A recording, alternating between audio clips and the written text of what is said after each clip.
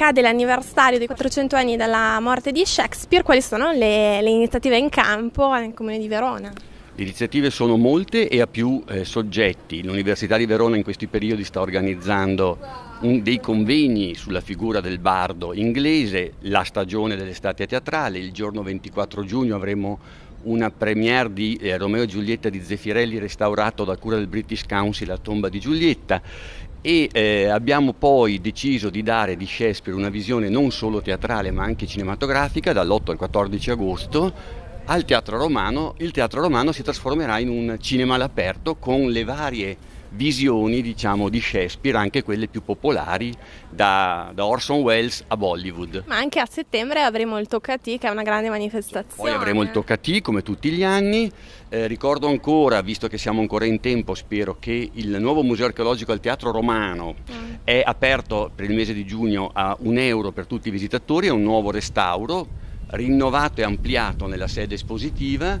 Questo capitolo si connette alla riapertura e ampliamento del Museo degli Affreschi Cavalcaselle alla tomba di Giulietta, ancora per restare insomma nel mito che tanta fortuna ha dato a questa città, e si riconnette anche al Bastione delle Maddalene sul sistema fortificato, quindi abbiamo delle novità e delle conferme.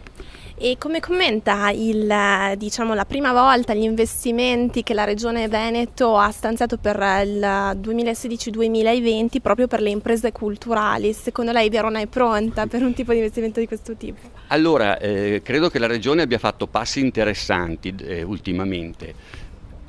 Forse la carenza è più sui finanziamenti, che peraltro per le imprese creative stanno cominciando ad esserci, ma cerca di superare faticosamente la logica della divisione per competenze, quindi una divisione meramente amministrativa, cerca di andare a portare l'amministrazione a ragionare sul concetto di destinazione turistica, di regia di questa destinazione turistica. Io ritengo che sia ancora una fase di start-up, difficile ma assolutamente da non fallire. Il Comune ogni anno mette a disposizione un report su tutte le attività culturali e le iniziative di questo ambito di Verona, giusto? Esatto, ci permettiamo ogni anno di fare questo rapporto di attività con cui letteralmente diamo i numeri e li raffrontiamo rispetto alle performance degli anni precedenti.